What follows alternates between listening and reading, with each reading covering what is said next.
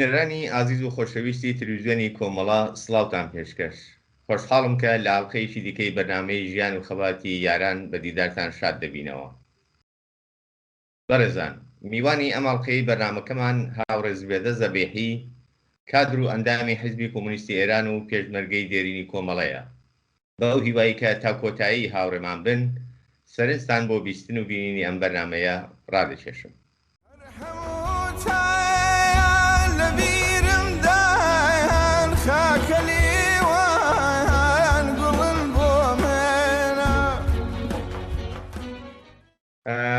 هاوڕێ زبێدەجیان بەخێر بێیت، زۆر سپاسەوەی کە داوەتی ئێمەتان قبول کرد بۆ بەشداری لەم بەرنامەیەدا. زۆر سپاس دەکەم کاکەریمگیان، نیج زۆر سپاس دەستخۆشی لە ئێوە و لە هەموو کارمەندانی تەلەڤیزیۆنی کۆمەڵا کەم و دەستان خۆش بێ بەوە فرسەتە بە منتان داوە و سڵاو و ڕێزی سمەیە بۆ بینەرانی تەلەڤیزیۆنی کۆمەڵا لە خزمەتدەم. زۆر سپاس. وەک ڕەواڵی بەرنامەکە پێم خۆشە سەرەتا هاوڕێ زبێدە خۆی بە بینەران و بیسەرانی ئەم بەرنامەیە معرەفی بکات، بیۆگرافیەکی کورتی خۆی باس بکات بۆی کە بیناسن. کاکەریم، من ناوم زبێیە، زبێدەیە بەقۆڵ بە هینی بەینەکە، بەڵام زبێ ناسراوم، زبێ فامیلم زەبیحیە، خەڵکی ئاوایی بێسارانم. لەوێ بە دنیا هاتکم و گەورە بووم و ئەزدواجم کردەوە، مناڵم بوو گە و بەرحاڵ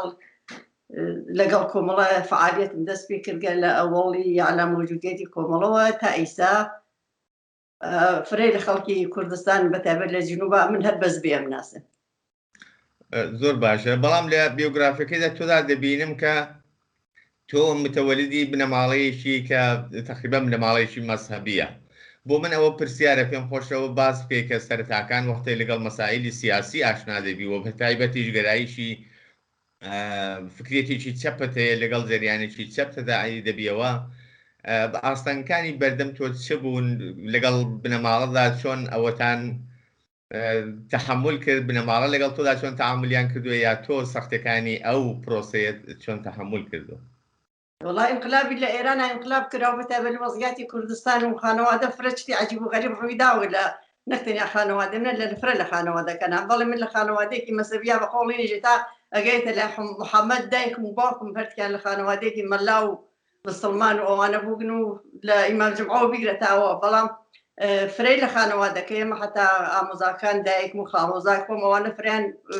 سیاسی بوون، چەپ بوون بەڕاستی. بەڵام من شەخسەن بۆ خۆم وەختی ازدواجم کردە هاوسەرەکەمان بە ناوی تۆفیق یادی بەخێر، خانەوادەی تۆفیقی تقریبەن خانەوادێکی مەسەبی بوون، بەڵام گەرایشاتی سیاسی ئێمە لە تەرک تۆفیق و لە تەرەک کەسانگەلێکەوە تەکمان ئاشنا بوون، وەکو دکتۆر فەتحڵای لەتفەڵانە ژادیان یادی بەخێر، وەکو جەماعەتی لەو ڕەفیقانە کە بەداخەوە بڕێکیان شەهید بوون و بڕێکیان لە ژیانە ماون کە ڕێز و سڵاو مەز بوویان لە هەر گۆشێکی لەم دنیا بن، معەلیم بوون لە بێسارانە. تۆفیق کە یادی بەخێر ئەو لە هەر گەرایشاتی سیاسی تەگە و جەماعەتە ڕەفاقەتی بوو، هاتوچووی بوو.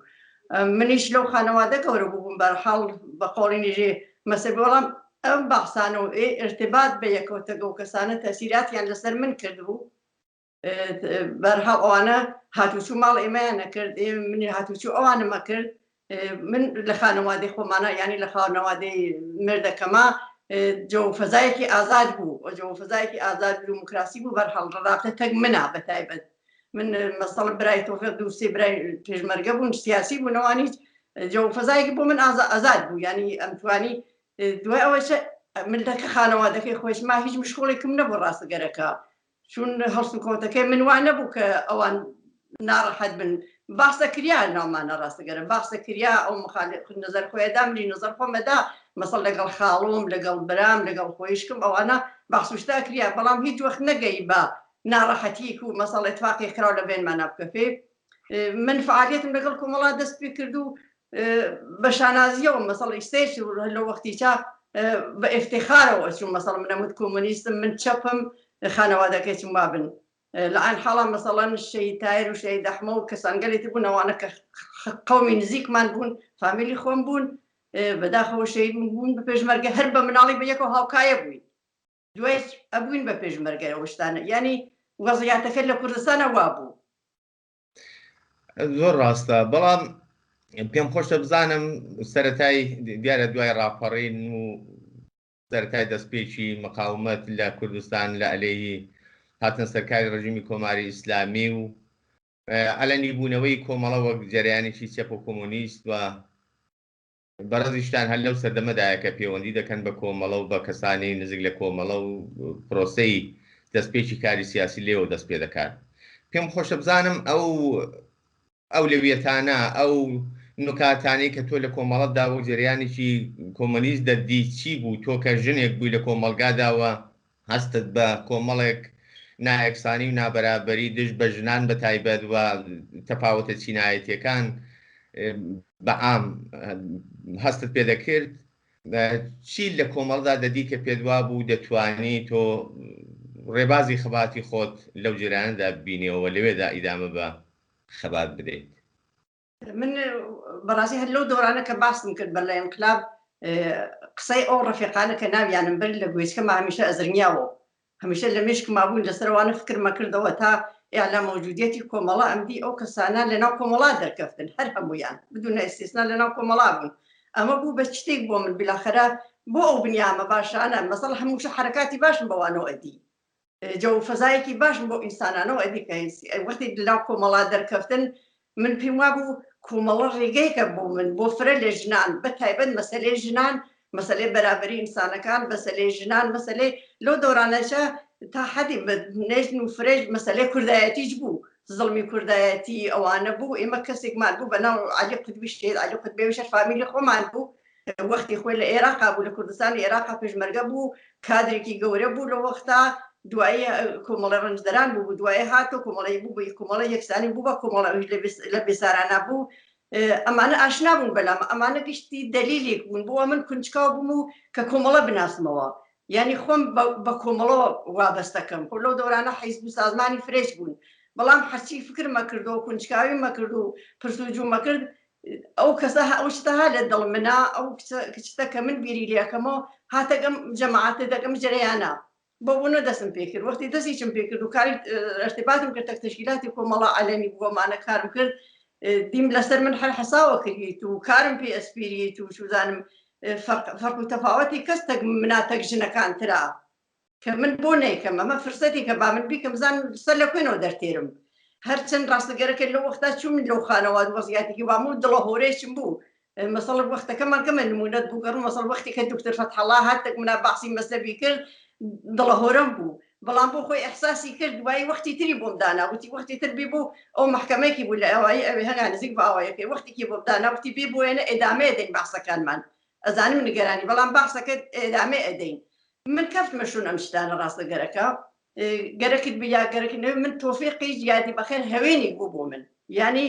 مرتب ئەو شتانە کە حتا لە وەختە ئەو دیارە ئاگاهی فرەتر بوو، دەرکی فرەتر بوو، جەلەسات و شتە ئەچوان کۆمەڵیان نەبوو حە لە زەمانیشا منتەقیلیە کردەوە شتانە بە من بە شێوەیە. منیش سعی مەکردیانی بە حەدی کونجکاو ببوومە هەموو غەمم بووە بەوە کە بزانم ئەم گەورە اختلافە گەورە چەس لەبێن مەسەب و لەبێن بەرابەریە. دێ من بوو بەسیاگم لەبێن یا ناگیرم کردگە کامیان ڕێگەی باشترە من بڕۆم بەدوایە من بەڕاستی خۆشبەختانە ئەو ڕێگەم انتخاب کرد. ئەو ڕێگەم انتخاب کرد کە نەکتەنیا بۆ من و بۆ هەزاران ئینسانی بەرابەری تەڵەب و بۆ هەزاران دانەژنی زڵم لێشوو وەک من ڕێگەیەکی ڕۆشن بوو بۆ بوونەوە من دەستم پێ کرد لەگەڵ کۆمەڵە وەختی کۆمەڵێش هات و ئەعلام موجودیت کردیا ئەمە زیاتر پەرەپێدریا، ینی بەنظر ئیحساس مەسئولیت فرەتر کەوتە سەرشان من ئەشی من بڕۆم بزانم وەختی ئێدعامەوە سەر لەناو خانەوادەی خۆمایەلەکە سەرایشە بچم چی فێر بم. فرە وەختەکان مەسەڵحەت وەختی لە ڕەفیقانی زۆریان ماگن ئەچوون پرسیم لیان مەسەڵحەت بە خودی دکتۆر فەتحەڵڵا وتم تۆ ئەو گشتە قساکەی تەگونا بوو کوبوونەوەیەکتان بوو لە بیرمە جەماعەتی کوبوونەوە لە ئەوێنگا کوبوونەوەیەکیان بوو بە منیشی وت و بەڵام بۆ خۆیان چوونەوەریان گوێچکە ئەدا بەڵام بەگوتم بۆ بە گوتی جاری زووە بۆ تۆ جاری زووە بۆ تۆ بەعدەن ئەم کارانە ئەکەین. نەتەرس بووم نەتەرسم ڕاستەوگەرەکە نەتەرسانە پشتیوانێکم بوو، پشتیوانەکە خانەوادەکەم بوو، ینی خانەوادەی تۆفیق پشتیوانەی من بوون بە شەید خەلیل و یادی بەخێر ڕەحمانە و بە دایکیان و یادی بەخێر کە بە هەموو شوێنێ پشتیوانەی من بوو. ئەو بنیامێکی سیاسی نەبوو خەسووی من، بەڵام بنیامێکی ئازادی خواز و بنیامێکی پشتیوانە ئێمە بوو هەمیشە وەکو خانەوادە لە فرە کارەکانە کە لە بەشداری من لە کوبوونەوەکانە لە ئێرتباتم تە کۆمەڵا لەوانە کە بڕێچیت بوو نەمەشیا کەسر بیزانایە ئەو پشتیوانەیە کردم ئەم توانێت حەزانەوە. زۆر ڕاستە بێگومان هۆکاری سەرەکی ئەوەڵەن نەترسی و ئیرادە و بڕوای خۆت بووەوە بێگومانیش متەکی بە پشتیوانەی دەوروبەر و کەسە نزیکەکان توانیتە مەسئولیەتێکی ئاوا بخیتە سەرشانی خۆت. کاتێک یعنی ئەوە باسێکە کە بەڕێستان یەکێک لەو ئەوەڵین ژنانە دەبن کە لەگەڵ جریانێکی وەک کۆمەڵە پەیوەندی دەکەن کاری سیاسی دەست پێ دەکەن. پێشتر جریاناتێکی سنەتی دیکە لە کوردستان بوون، بەڵام شتێک یا ئەوەی کە وەکو پێشمەرگەی ژن لە کوردستان لە ناوڕیزی پێشمەرگایەتیدا حزوری بوو بێت نەماندی بوو یا بەدیمان نەدەکرد، یا ئەگەریش بوو بێت لە توولی مێژوودا زۆر بەدەگمەن و کەم بوون ئەوانە. کاتێک کۆمەڵە مەوجودیت دەکاوە لە تداروکی پێکەنانی هێزی پێشمەرگەدایە، هەر لەو کاتەشدا مەقاومەتێک لە عەلەیهی هێرشی ڕژیم بۆ سەر کوردستان دەست پێ دەکات. هاوڕێز بێدە لەو کاتەدا دەبێت پێشمەرگە یا ئەرکی دیکەی پێدەست پێدرێت لە ناو کۆمەڵگەدا. من لەو کاتە بەرلەوە کە بەرحاڵ لە بێستاران نابووین لۆ وەختەیانوێتی هێز بەرگیری هەر وەختی لازم بوو کەس ئەسڵحەیان هەڵەگرت جەماعەتی پیا بوو زیاتر ژنمان تەکانی ژن نەبوو کە بۆ مدەتی بۆ ماموریەتای ئەسڵ هاڵ بگریت و بەبایی بێتەوە کاری ناو کۆمەڵ کاتوانە. من بەڕاستی لە شورا کارمەکرد لە بێستارانە وەکو نمایی عوزوی شورا بووم لە بێستارانە لە نمایندەگی کۆمەڵەوە لەوێ کارمەکرد. دوای ئەوە کە من ئەوەڵین ژنێک بوو کە لە هیچ لە دەستە پێشمەرگەی ژنمان مەسەلح نەبوو بوو، بەڵام من بە دەلیلی ئەوە وتم ئەو پشتیوانە قەویەمە بوو ئاموزشی ئەسڵحەیان پێمدا هەموو شتەکان مەزانی لە خانەوادا بۆ کاری چەکداری بەشدار بووم. منزور مۆزە ئەسڵحەم هەڵگرت و بوومە بە پێشمەرگەی ڕسمی لەوەی لەو ئاوایەکان دەوروبەری خۆمان کوبوونەوە ئەکریا فرە لەو ڕەفیقەکان شایەت بوون. بەسەڵ من ئەچوام،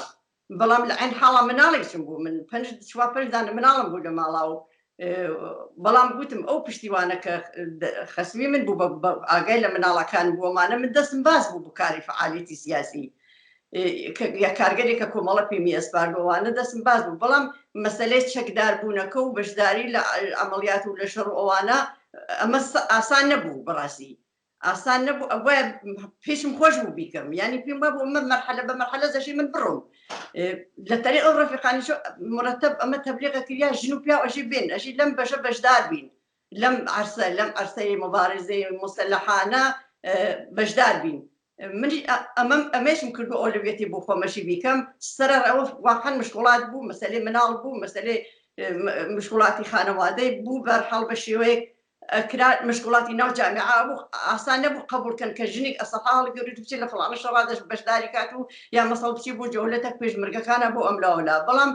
من ئەو کارە ما کردی ئەو ڕەفیقانە بۆ خۆیان من جارێ هاتم بۆ مەقەڕی کۆمەڵە، من بە لیباسی ژنانەوە ئەسڵ حەسم بەبەست، بەڵام کۆپانتۆڵیان بۆم دووران بوو، خەیاتی بوو لە هەنگاچوون بۆ لای خەیاتەکە منیان نار کۆپانتۆڵێکیان بۆم دووران بڕنەوێکیان پێمدا، ینی بە حەدی خۆش بوو. بەلامە پێم وابوو ئینقلابی لە وجود منا کرابوو، نەک لە ئێرانە کرابوو. ئینقلابی ئێران کە کرابوو، بەڵام ئینقلابێک کە لە وجودی منا کرا کۆپانتۆڵم لەبەر کرد و ئەسڵ هەم هەڵگرت و لە عەمەلیاتی مەسەڵ نیزامیشا بەشداری مەکرد. ئەمانە هەم لە ناو جامعە مشکوڵ بوو، هەم لە ناو حتى جەماعەت تەشکیلاتەکەی خۆشمانە تۆزەی مەسەڵ ئەوانە بوو ڕەحەت قبول کرد. مثلا ئەوڵین عملیات کە من چوم و مەسەڵە لە ڕادیۆ کۆمەڵە خوێنرا و تازە ڕادیۆ کۆمەڵە دانرا بوو وەکو ژنی زەحمەتکێش مەسەڵە لەوێ بەشداری کردگە فرەشوخی پێکرا لە تەریق مەسەڵ حتا ڕەفیقەکان خۆمانەوە شتێ ڕەحەت نەبوو، بەڵام مرەتەب مەسئولەکان ئێمە تەلاشیانە کرد بوو ئەم ذهنیەتە کۆنە خۆنسا بکەن و حتی ناو تەشکیلاتەکەی خۆمانە تەبلیغی بۆ کریا، لەسەری کارە کریا، من تەشویقە کریام، ژنهای تەشویقە کریان، حتى منیان تەشویق کرد بڕۆم کورد لە کوبوونەوەکانی کۆمەڵە مەسەڵ ڕۆژی کۆمەڵە بوو، ڕۆژی 8 مارس بوو، نازانم فرە مناسبات بوو، من بێم وەکو ژنی قسە بکەم، هەرچەند من لەو وەختە خۆ نەمەتانی سەخۆڕانێکی وابم، بەڵام دوو کەلیمەش قسەم بکردایە بەشدارە بووم بەرحاڵ لەم شتانە. وەگەوە بەخۆڵ خۆمانێژ کادر پەروەری بکەیت کە من نیشان بم کە ژن نەتوانێ ئەو کارە بکات. ئەمانیشە کریا ئەوارێز خۆی بوو، بەڵام خاسکێت خۆیکی بوو، زۆر کەس چاویانەوە لەوە بڕی زۆر بۆیان پرسیار بوو ئەبوایە پرسیاری خەڵکمان بدایێتەوە ئەبوایە مەسئولەکان خۆمان ناو تەشکیلاتەکەی خۆمان پرسیاریان دایێتەوە بابە ژن ئەتوانێ ژن ئەبێ بێت هەتا یەکی لە مەسئولەکانمان لەبیر مەیسەج ماگە سپاس یەکەم تۆزیحی دا بۆ جەماعەت وتی قبولتان بێ یا قبولتانەوێ ئەم سەفەیە مەشی بەرابەر بێت سەفی پێشمەرگایەتی ئەبێ بەرابەر بێت ژن و پیاو زبێ حەقی خۆیەتی زبێر شێش کالوە بەقەوڵێنیژە من واقعا نەکتەنیا من فرەی لەو ژنانە ئێمە شناسنامێ کۆمەڵە بن کاکەریم ئێمە وەکوش بەشێکی شناسنامێ کۆمەڵە بووین کە کۆمەڵە عەقیدە و بیر و باوەڕیەت بە بەرابەری ژن و پیاو لە هەموو عەرزەکانە لەدا ئەوە پرسم کۆمەڵە باوەڕی هەیە بە بەرابەری ژن و پیاو لە هەموو ئاستەکاندا لەو سەرەتانەدا کە کۆمەڵە وەک زەرفێک وەکو جەریانێک دەبیندرێت کە ژن دەتوانێت خۆی تێدا ببینێتەوە و ژن هەست دەکات بەوەی کە ئەم جریانە مدافعی مافەکانیەتی چی بوون ئەو تایبەتمەندیانەی کە لە کۆمەڵەدا بەدی دەکران بەڵام لە جریانی دیکەدا نەبوو ئەوەی ژن دەیتوانی جەزبی بێ یا ژن دەیتوانی وەکو ئاوێنەیەکی باڵا نوێن خۆی تێدا ببینێتەوە و مافەکانی خۆی تێدا هەست بکات کە دەستەبەر دەبێ یا لانیکەم جریانێکە کە پاڵپشتی لە بەدەستێنانی مافەکانی دەکات کاکەرم لە جامعایکی وەکو جامعای ئێران و جامعە بەتایبەت کوردستانی هەمیشە ئەوڵ تا آخر هەمیشە ئیسێش کە متاسفانە هەست مەسەب هەمیشە سەرکوبی بووە بۆ ژنان بۆ جامعەکە بەتایبەت بۆ ژنان لەم بەرنامەی کۆمەڵە ئەوە بوو کە مەسەب ناوێت دەخاڵەتی بی لە ژیانی ئینسانەکانە بێ ژنیش دانێ لەوانە بوو ئەسڵەن جیال هەم ژن بوو هەم ژن بوو هەم کەسی بوو لە ناوە جامعە سەرکوب بکریا بەناو مەسەب کۆمەڵە دانی لەو کەسانە بوو ژن مەسەب ناوی دەخاڵەکان لە ژیانی ژنا ئێزدیواج ژن ناوی ئیجباری بێ مناڵ ئەبێ هین ژن و پیا وەکو یەک بێ باکودای وەک بۆ مناڵەکانیان فرەشت بوو ژن لە هەموو شتێکە ئەشێ بەشدار بێت کوبنەوە کردێ لە جەمعا باشنیش بچێ بەشدار بێت مەسەڵەن هەر لەو وەختا مەسەڵەن فرە مەسەلە ئێزدیواج و اختلافی خەڵکدا ئەکە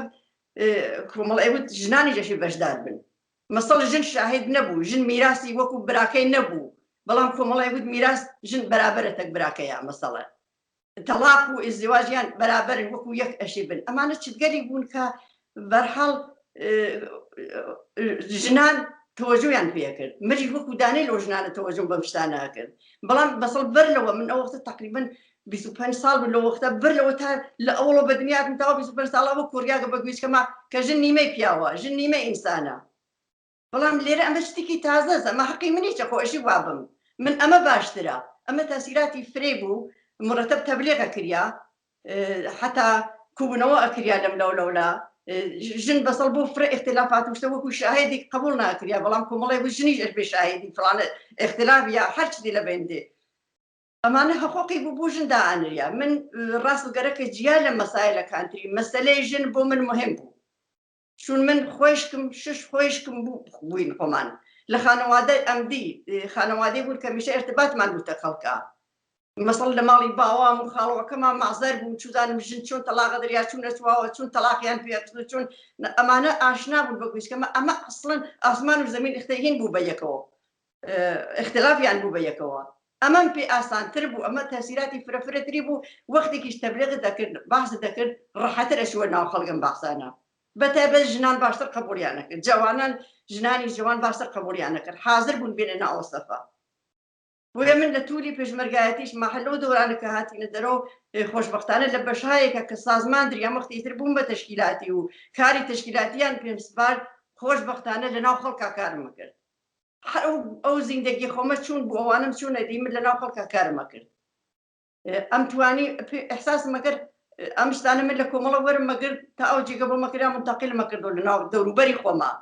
ئەم دەست تەسیراتی باشیانەوێ ئەو شتانە وەختی ئەم دی تەسیرانتان باشترە وێ خەڵک فرەتر جەزبیانێ بەتێ بە ژنان و جوانان فرەتر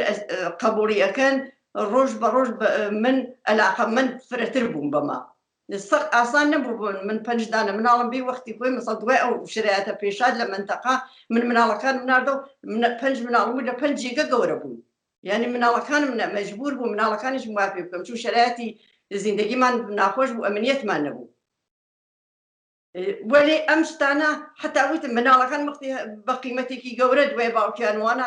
5 دانە شناسنامەیان دویان شناسنامەیان پێ نادریا لە ئێرانە هەبووریان ناکردن چون باوکودایکیان زدە ئینقلابن وەلێ چون ئەو شتە ئەوە لە مەغزی منە ینی لە فکری منە ئەوە گەورە بوو مقدس بوو حاضر بوومە و کارە بکەم هەمیشەی وتمە ئەو هەموو سەختی مە پێشاکە بە گەورەترین افتخاری خۆم ێزانم. هاڕۆز بێدە باسیەوەت کرد کە ئەو شتێکە لە کۆمەڵە وەرت دەگرت منتەقلت دەکرد بە کۆمەلگا یەکێک لەوانە لە کۆمەڵە جیاواز لەوەی کە وەکو هێزێکی پێشمەرگە هێزێکی قارەمان بوو زۆر مێژوویەکی پڕ لە شانازی و قارەمانەتی نواندووە لە توولی ئەم چەندەیەدا بەڵام ئەرشێکی دیکەشی دانی ئاگاهی و هوشیاری بە کۆمەلگا بووە دەو ڕابردەیەدا. ئەو هوشیاریدانە و ئاگاهیدانەیە بڵێن تەسیری کۆمەڵە لەسەر کۆمەلگا بەعام و ژنان بە تایبەتی چەندە بوو چەند دەتوانی ژنانی ناو کۆمەلگا و بە تایبەت کۆمەلگای کوردستان مەدەنەزەرمان بێت بە مافەکانی خۆیان ئاشنا بوون یا لانیکەم چەندە تەسیراتی کۆمەڵە لە ناو کۆمەلگادا دەتوانین بەدی بکەین ئەوانەی کە وەک نمونە دەتوانین ئاماژەیان پێ بکەین کە تەسیری کۆمەڵەن و بەجێماون چین. زانین چونە کاکەین بەنەزەرم ئەو فعالیتی کۆمەڵە ئەو فکرەی کۆمەڵە زیاد لە کوردستان لە سەراسەر ئێرانە دەنگی داوە بەشێکی ئەوە بوو کە ژنان احتیماد بە نەفسیان پێیا کرد بەشێکی گەورەی ئەوە بوو کە ئەم سیاسەتی کۆمەڵە تا حدێ هەرچەند مەحدود بوو ئێمە مەسەڵ لە فرە لە شوێنەکان ئەشغاڵی جمهوری ئیسلامی بوو نەمانەتانی فعالیتکەین بەڵام بەو شرایەتە مەحدودیەتەوە کە مەسەڵ وەک ویستە نەبوو ئیمکانات فرە بیت و تەلەڤیزیۆن بیت و رادیۆ بیت ومانە بەو شرایەتە مەحدودەوە ئەچوو تەسیرات خۆیان کرد بۆ بوونەوە ئێمەس حتا لە سەراسەر ئێرانە کۆمەڵە با نمونەیەک ڕفیقێکمان بوو مرەوەژ بوو مرەوەژی یانی تەبلیغی کرد هەمیشە ئەمەی بەکارە برد لە سفڕێنەکان ئەیوت ئێمە چون کەسێک ئەچی بە ڕێگا شەوی تاریکە بەرچاوی تاریکە بەڵام چرایەکی پێبێ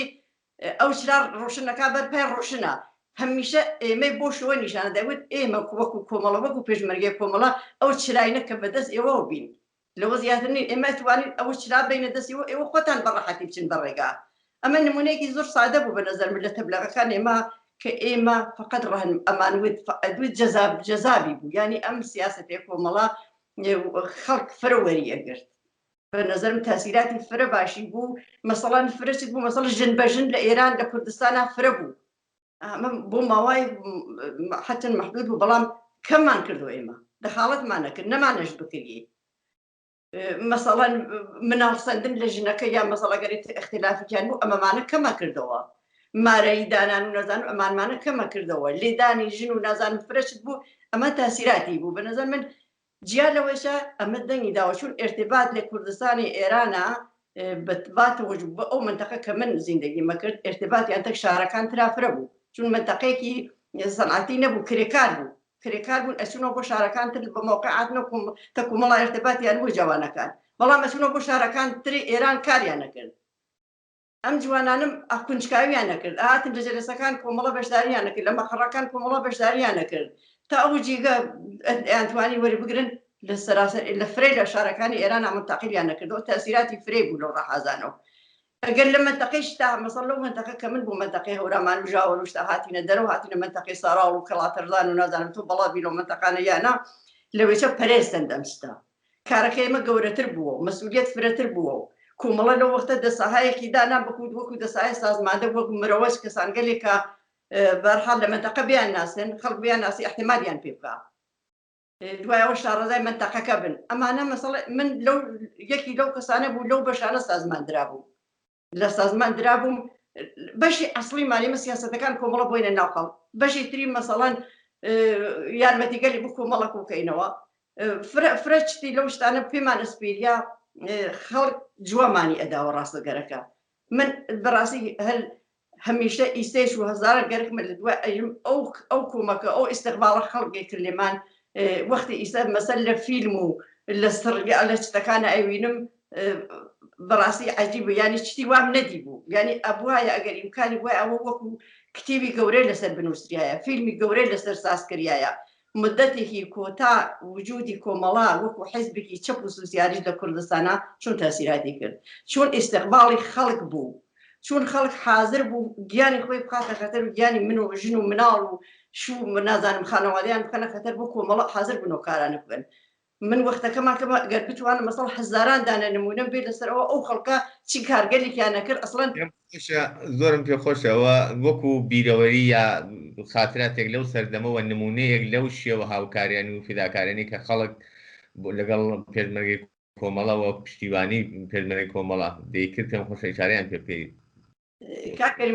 نمونەی فرەمان بوو لەوانە مەسەڵ ئێمە جارێک کە کەلوێت کوبنەوەمانە بوو مەسەڵەن ئەچونە مزگتەکان بڵۆنگۆمان ڕوشن نەکرد و داوامانەکرد لە خەڵک بین مەسەڵ سەخۆڕانیان بۆەکەی ئەو وتم ژنان هەمیشە شناسنامەیە کۆمەڵە بوو لەو دەوران ئەبوایە من بڵۆنگەکەم ڕوشن کردا و قاوم کرداوە ئێمە ئێمەی پێشمەرگەی کۆمەڵی دەسێ سالمادەی مەسەڵ ژاوەڕ و کەڵاتەرزان هاتین قساکەین دالا دەکردە و مزگت پڕە بوو لە ژن و پیاو یعنی ئەسڵەن ئەو مەرزە نەما ژن نێتە ناو مزگت ژنان ئەهاتن یەوەختی یارمەتیمان جەمە کردە و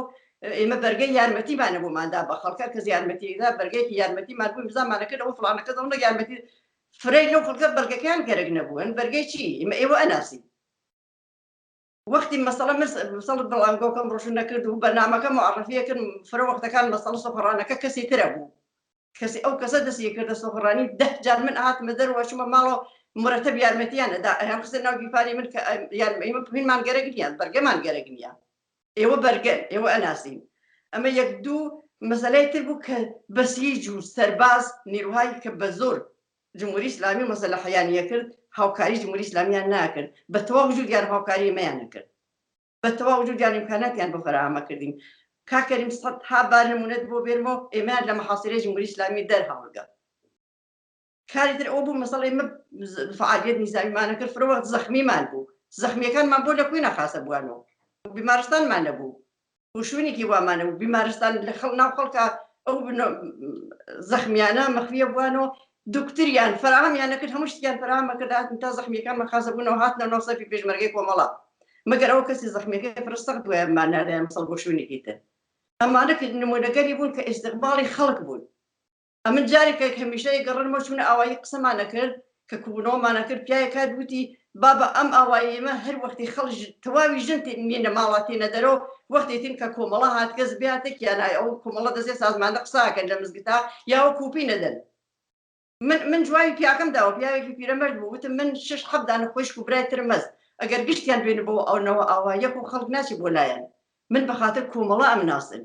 من تفانکەم پێ بوویت فاقەت لە مەحراوی مزگتەکەی چابووم وتم من ئەم تفەنگە مەڵگرگا ئەقیدۆ بیر و بەڕەواوێکی هاتەکیە بە ئەقیدۆ بیر و بڕواایەکە من ئەم تفەنگە مەڵگرگە من پێشمەرگەی کۆمەڵم بەخاتر ئەوە تێن بۆ لای من بەخاتر چاو بڕۆ من نایم نمونەگەری فرەمان بوو لەوانە هاوکاریان نەکرد چوزانم خەبەریان پێ ئەداین ئیمکاناتی تدارەکاتیان فراهەمە کرد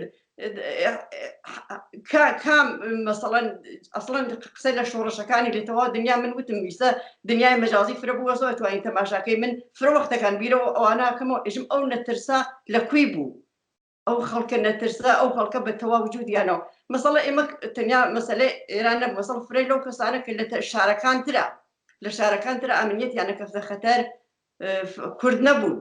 بەڵام ڕوویان کردە کوردستان ئێمە دانی لە کارەکانمانەوە بوو ارتباط بگرین تێگە خەڵکە ئەوانە لەکوێنە مەسەڵ خەبەریانەدا بێ مارکوورەوە ژن و پیاەک ئەوە دوو کچ ئەوە دوو پیاوە فارز مەسەڵ هاتکەن ئەمنیەتێ ئەوانیانە ئەپارازن و تەحویڵ ئێمەیانەدا ئەمە ئاسان نەبوو گەر بێیان زانیا خولەوتە جمهوری ئیسلامی بەسەر و ماڵەتیە لە بینە چوان خۆشبەختانە کوردستان دوای بوو بە سەنگەرێک بوو بە سەنگەری بۆ مبارزەکان بۆ سیاسیەکان بۆ کۆمۆنیستەکان بەتایبەت بۆ کۆمۆنیستەکان لە سەراسەر ئێرانە بوو بە سەنگەر ڕویان تێ کرد بلاخرە ئێمەش تا ئەو جگە بمانەکریا ئەمان پارازن وەسڵمانە کرد بە تەشکیلاتەکە خۆمان و فرێکیان حتا من لە بیرمە وەخت بوو کەس ئاهات لە خەتەرا بوو مەسەڵاگە لە تارانە لە شارەکانترا بیانگرتەیە ئەیدامە بووە ئێمە چوین و کۆمەکمانە کرد ئەمانەوە مەسەڵی بدون مجاهدم باشە وەلی ئێمە نەمانوت چون مجاهدی ئێمە هاوکاریت ناکەین بەڵام لە مەرگ نجاتت دەدەین لەو شریعەتە نجات دەدەین کەیف وەختە خۆت انتخاب بکە بۆ کۆیەکی ئەم کارگەلەکە کۆمەڵەیە کرد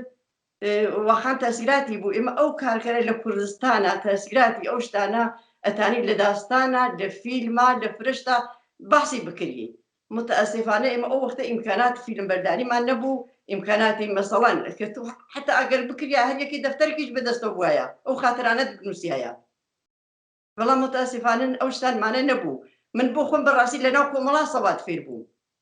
لەناو کۆمەڵا کوچون ئیجباری بوو سەواد ئاموزی ئیجباری بوو من لەناو کۆمەڵا سەواد فێر بوو بەڵام ئەگەر بمتوانێ لە فکر مابوو شتەکان بەڵام نەمەتانی بینوسم کاش بمتوانەیە ئەو ژنانە بە تەواو وجودیانەوە بە هاتن مەسەڵەن ئارەزویان بوو کە بن بە پێشمەرگە دیفەمان دیانە پێشمەرگەمان شەید بووگە لەسەرەوە کە کەنیشکی گەرەکیان بووە بە زۆر بێن بەشوو ئێمە حتا حاضر بوون پێشمەرگێکیشمان شەید بووگە لەسەرەوە کەنیشکە کە نەجاتی بدەین یا مەسەڵ بتیان ئەو فڵانش و کەنیشکە مەسەڵ خستیانە مەسەڵ نمونەی فرەوەخت گەڕانێک مەسەڵ بەیان بەرپڕوو مناڵە کچێکی مەسەڵ 15-16 ساڵە بوو فرەکەس بوو لەوانە کە هات ئاخری ئەبوون بە نمونە ئەبوون بە ئینسانگەلێکی گەورە لەناو کۆمەڵا من حتا ئیسەی لە ئەوروپا مەسەڵەن ئەو ژنانە کە ژنانی پێشمەرگەی کۆمەڵا لە ئیسا ئەو گشتە جیابوونەوە زیاتر لەسەر کۆمەڵا هاتووە ئێمە ژنانی پێشمەرگەی کۆمەڵا ئەوانە کە ماگن لە سەراسەری ئەوروپا دوو جار ئێمە 2 ساڵ ساڵێکی لە ستۆکۆڵمی سوێدا کوبووینە سەو ساڵێکی لە ئۆسلۆ لە نۆروێژا بەڕاستی لە هەر کامیان لە گوشەی دنیای ئێمە مەسەڵە کەمەکەی 130 نەفەر 120 نەفەر ژنانی پێشمەرگەی کۆمەڵە کوبووینە سەو ملاقاتی یەکمان کردووە وەکو خۆشک وەکو خانەوادە هەر کامان یەک دنیا خاترەمان بووە لەو دەورانە ئەمان هەر گەیگن بە 1-2 ڕۆژ بووە 3 ڕۆژ بووە خاترەکانمان گەڕانگەسە و خۆشبەختانە ئەو ژنانە لەو مەدرسەی مەکتەبەی کۆمەڵە بووگن لەو دۆرانە لە هەر گۆشەی ئەم دنیا هەن من ئفتیخاریان پێوەکەم کاکەریم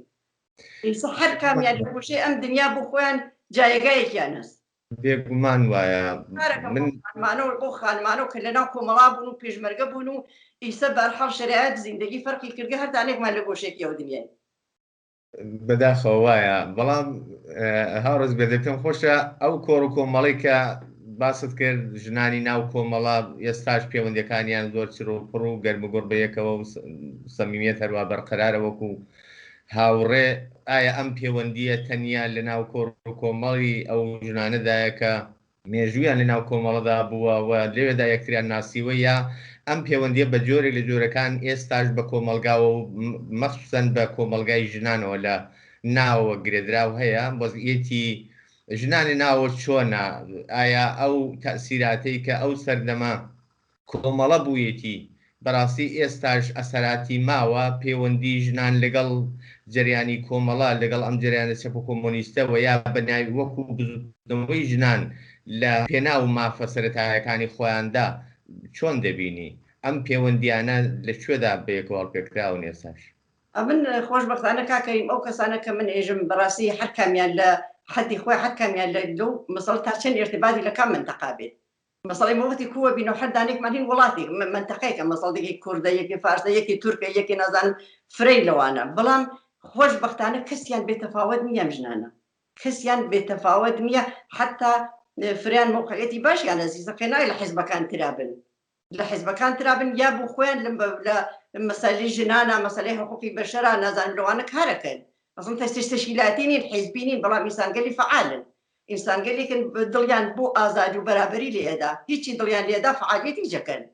بە نەزەرم کەم نانی پێم وانێدا نمونەیەکم نییە بژمەوانە بێتەفاوت بن یعنی ئەکسەریان کار ئەەکەن فعالیت دەکەن هیچی فعالیەتی سیاسی لە ناوە من مەسەڵ بۆ نمونە بۆ خۆمێژم تە کەفرە کەسا ارتباطمە هەر کەم لەوانە بیشی لە ئەو کەسانە کە خوان ارتباطی ئەتوانن نزیک بن پیانە ارتباطیان هەست بەڵام فرە کەسییان هەست خۆشبەختانە لە سەطحی سەراسەریە کارەکەن لە سەطحی سەراسەریە فعالیت دەکەن جایگایان هەست چوزانم مەدرکیان لە وەختیاتنە ئەوروپا مەدرکیان لەسەر حقوقی ژنان و حقوقی ئینسان مەدرکیان حتا جایزەیان وەرگرتە ئەو کەسانە زۆریان هەیە زەحمەتیان ئەکێشن کارەکەن ناتوانێت ئەوانە بێتە بە نەزەرم ئەو سیاسەتەی حیزبێکی کۆمەڵە وەکو حیزبێکی چەپ حیزبی کۆمۆنیستی ئێران و کۆمەڵە وەکی فکرێکی چەپ بردیانە سنەوە مەغز ئینسانەکان ڕەحەت پاک و ناوێتەوە ڕەحەت پاک و ناوێتەوە من یەک چ دێژم هەمیشەی وتومە من بە ارتباطی کە من بوو مەتەک ژنانی زەحمەتکێشە بەتایبەت لە دەهاتەکانە ارتباطیم بۆ تێکیانە و من بوومە باعیسەوە کە بین بۆ پێشمەرگایەتی ارتباطیم بوو ینی مایسەکەی و بۆ نەوێژم ئەو نەبوو مەسە باعیس کە ارتباطیم بوو وەسڵیانەکەم بە کۆمەڵەوە فریانیسە بەداخەوە فرما شەهید بووگن کە یادیان بەخێرەوەوانە فرێکیان لە مروپانە بەڕاستی وەختی ئەیان بینب لە هەر گۆشەکە و ئێژم خوشک و کەنیشک خۆمن ینی وەک مناڵی خۆم چاویان لێەکەم ئەو نەجی افتخاریان پێوەکەم هیچ کامیانیە مەسەڵ فەرستودەبی لە گۆشێکە و دانیش تاسیراتێکی نەوێت وەختی ئەیان بینم ئەو نەخۆشحاڵم هەر نەوێتەوە لەسەر پای خۆیان ئەوێسن قساکەن ئەتانە ارتباطیان بێ ئەتانە تاسیراتیان بێ حدیقل ئەتانە دەنگیان بە کەم کەمەکان وەزە کە ناتوانێت هیچ کامیان بێت تەفاوت بن ئەو ژنانە بۆ ئێژم ئەمە ئاسان نەبوو شتێکی نەبوو بچێتە ناو مەغزی ئینسان و پاک بێتەوە خۆشبەختانە من بە ئفتخار و هەمیشە ئەوانەیژم ئەو کچە زەحمەت کێشانیشە ئەیان بینم هەمیشە ئێژم ئەگەیم پێچیان تەماس مستێکیان ئێژم چاوتان ماچەکەم خۆشحاڵم ئێوەن خۆشحاڵم من ئێوە ئەناسم هاوڕێزی بێدە وەکو ژنێک وەک دایکێکی شایستە و لایق لە هەمان کاتدا وەکو خەباتکارێکی کۆمونیست و شێرگیر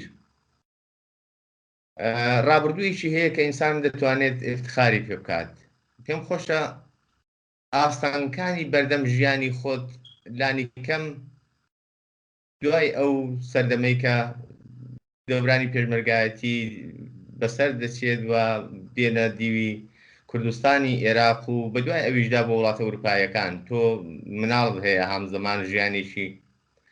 دیکەت هەیە و ئەرکی دایکایەتیشی لەسەر شانە پێم خۆشە لەو زەمینێشدا ئەگەر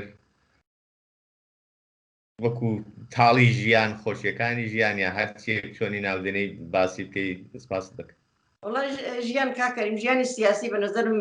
تاڵی هاتیە خۆشیشی هاتیە تاڵیەکانی بۆ من گوتم تاڵیەکانی بەوە خۆم قانەعەکەم کە خۆشیەکانی و کە من بوو دیگەران تەسیراتم بووگە وەلا ژیانی من ئاسان نەبووە وتم 5 دانە مناڵت بێت لە 5 جێگە گەورە بن ئاسان نییە عاقبەتیش کە ئێقدام کردن مناڵەکانت بیر بە لە دەستدانی باوکیان و مامۆیان چەند نەفەر لە خانەوادەکە و باشترین ڕفێقێکمان کە ئێقدامیان کرد بۆ هاتنی مناڵەکان من گیانیان لەدەستدا ئەو کەسانە گیانیان لەدەستدا ئەمە ئاسان نەبوو دوای ئەوەش من لە ئۆرگانەکان فرێ لە ئۆرگانەکانی کۆمەڵێش کارم کردی وەختی هاتم لەسەر کوردستانی عێراق بەدەمەوە مناڵیشم دوان لە مناڵەکان و لێوێدانێکیان بەلامەوە بووی سەعادڵ بووختە مناڵ بوو بەلامە بوو هەم کاری تشکیلاتی و حزبیم کردگە هەم بلاخەرە وەکو دایکی ئاگام لە مناڵەکەم بوو بەڵام دوای ئەوە کە ئێقدامان کرد کە مناڵەکان بیرن و بیر بن بۆ ئەوروپا وەزمان چێت بەسەربێ ئەو ئیتفاقە کەوت بۆمان کە خانەوادەکەمان تیاش ڕاستگەرەکە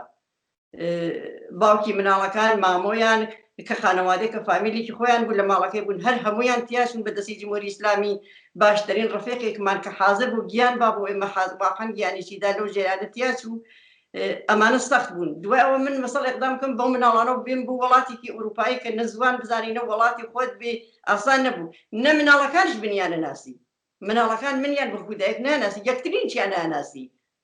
مناڵەکان چون بەلای یەکەوە نەبوون یەکیان ناناسی دوای باوکیان مناڵەکان من یەکیان نەناسی کە هاتینە ئەوروپا ئاسان نەبوو لە ئەوروپایشە دەی مناڵ کوکەرەوە بچنە مەدرسە بێنەوە ڕۆژ بوو مەسەڵەن شرایەتی ئەوروپای سەڕەنگە خۆت بزانی کنترۆلی مناڵ فراکەن دایک و باوکەشی دەخاڵەتی بێ ارتباطی بێ تەک معلم و تەک نازانم ئەملا مەدرسەی مناڵەکانیە وڕوو بوو من بە 3-4 مەدرسە ئەشۆم بەشون مناڵەکانە بە 5 مناڵم بێت وانە ئەمانیشە خۆشبەختانە من هەمیشە مەمنونی مناڵەکانمەوە مەمنونیانەوەم کە باش بوون باش لە ئاو دەراتن خۆشبەختانە گەورە بووگەن ئیسا لە ئێران هەر کامیان کار و زیندگی خۆیان یان هەست مناڵیان هەست و سوزانم لەو مەرحەلەوە بە نەزەرم تا حەدی مۆفەق بووم لەو بەشا کە بۆ سەرپەرستی مناڵەکان ئەوانە دیارە تەشویقکردنی ڕفێقەکان سەردانی ڕفێقەکان ارتباط مرتب تەگەڵ ڕفێقانم بوومە ڕفێقە قەدیمیەکانم ئیسێش خۆشبەختانە هەر ارتباطم هەستێکیانە مرتب لە هەموو بەشەکانە کە ئەو کەسانیشە حتا لەگەڵ کۆمەڵە نەماوەن بە شێوەیەک من ارتباطم هەستێکیانە ئەوانە هەمیشە یارمەتیدەر و ڕەهنمایی یەکترین و ارتباطم بۆتێکیانە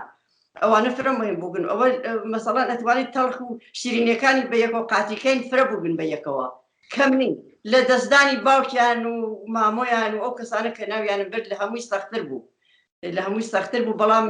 چیکردن ڕێگەکە ئاسان نییە ڕێگەکە ئاسان نەبوو بۆ ئێمە ئاسانیشی نییە نە ئاخریە بمانە ئەمە ئاخریشی بکە منگەی مەسێرە سەرکوبی جمهوری ئیسلامی جەنایەتی جمهوری ئیسلامی ڕۆژ بە ڕۆژ زیاتر و زیاترەوی ئەو ڕێگانە ئێستا من ئەو دەورە پێما کەزان لەو ڕێگەن فرە کەس لەو ڕێگەن لە شاید سەختتریچ هیوادارم ئەو خەڵکە بیلاخەرە فعال بن وەکو تا ئیسا نەیان بە جمهوری ئیسلامی وتگە لە کوردستان و لە ئێرانە بەتابەت لە کوردستانە ئیسش هەنێ بڵن بە جمهوری ئیسلامی کە حتمەنیش وا ئەوێت ئارەزوو بە هەمیشە وابێت وانە هەموو ژنەکان بتوانن موفق بن لە زیندگیانە زۆر سپاس دەکەم بێگومان منیش هەر هیوادارم وابێت بەداخەوە ماوەی بەرنامەکە زۆر کەمە من پێم خۆشە ساعەتها بەڕاستی هاوکەلامت بموجۆ لە بیرەوەریەکانت بگرێم لە قسەکانت بگرێم زۆری ئاموزەندەن ئینسان دەرسی لێ فێر دەبێت بەڵام وەک دوایین پرسیار پێم خۆشە بە دلیلەوەی کە مناسبەتی هەیەوە لە چەند هەفتووی داهاتوودا هەڵبژاردن یا بەناو هەڵبژاردن و شانۆگەری انتخاباتی سەرۆکۆماری و شوڕاکانی شار و دل لە ئێران بەڕێوە دەچێت پێم خۆشە هاوڕە زبێدە لە ڕوانگەی خۆیەوە ئامۆژگاریشی ئەگە هەیە ئەگەر ملاحزەیەکی هەیە یا تەوسیەکی بۆ خەڵکی ناو کۆمەلگا هەیە بۆ تەحریم و ڕێی نەدان و بایکۆتی ئەو انتخاباتە فەرموو. سپاس دەکەم کاکەری من بەڕاستی بەنظرم خەڵکی ئێران خەڵکی کوردستان زۆر ئاگان لەوە ڕێدان بە جمهوری ئیسلامی یانی ڕێی بە ئەیدام ڕێی بە کوشتن ڕێی بە سەرکوب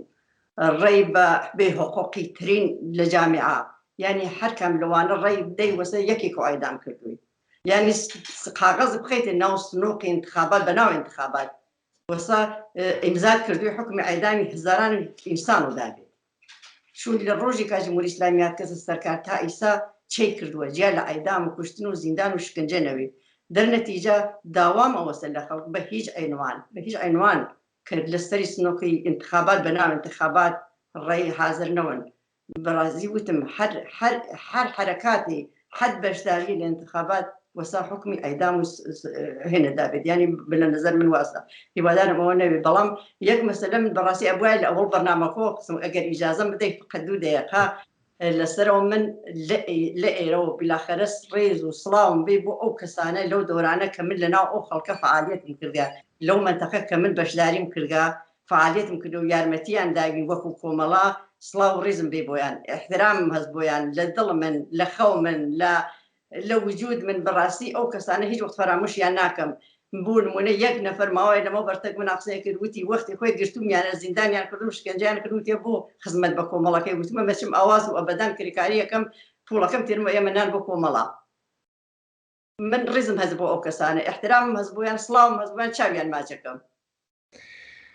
زۆر زۆر سپاس بۆ بەشداریت من بۆ خۆم بەش بە حاڵی خۆم بەڕاستی خۆشحاڵ بووم هیوادارم کە بینەرانی ئازیزیش کاتێکی خۆشیان لەگەڵ بەڕێستان بەسەر بردبێت بەداخەوە ماوەی بەرنامەکەمانی تر مەجاری ومان پێ نادەکە زیاتر لەوە درێژە بە باسەکەمان بدەین دووبارە سپاست دەکەم و ئەگەر نوکتەی کورد شتێک ماوە بفەرمووی ئەگینا ماڵاوای دەکەین هەم لە بەڕێستان و هەم لە بینەرانی ئازیزیش. زۆر سپاس دەکەم منیش دەستخۆشی لە جەناب دەکەم و لەو هاوڕێیانە لە تەلەڤیزیون و کۆمەڵا زەحمەتیان کێشاوە بەرنامەیانە بۆ من و جەنابت فەرهام کردە زۆر سپاسیانەکەم دەستخۆشی لە هەموو لایەکەکەم سڵاو و ڕێزمەیە بۆ بینەران هیوادارم بەرنامەکە سوودێکی بێ بۆ خەڵک و بەڵام بەداخەوە کەم هیوادارم بەرنامە زیاترمان بێت و زیاتر دانیشین قسە بکەین بە یەکەوە کە ئەم ئیمکاناتە بێ باعیسی ئەوە کە ئێمە بالاخره پەیمانێکی تازەتر بکەینەوە ڕۆژ بە ڕۆژتەک ئەو خەڵکە کە ئێمە قەبلەن ساڵای ساڵ ئەیەناسی. بێگومان وایە زۆر سپاس بەشداری ماندوونێ قوربانت سەرچاو.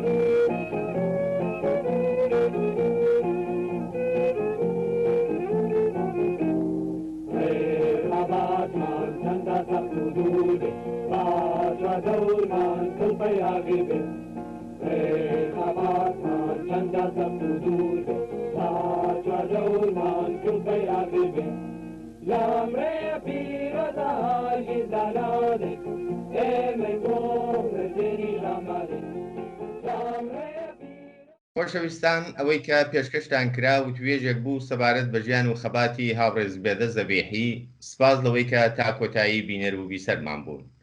تا ئەڵقەیەکی دیکەی بەرنامەی ژیان و خەباتی یاران شادی و بەختەوەری هەموو لایەک ئاواتمانە.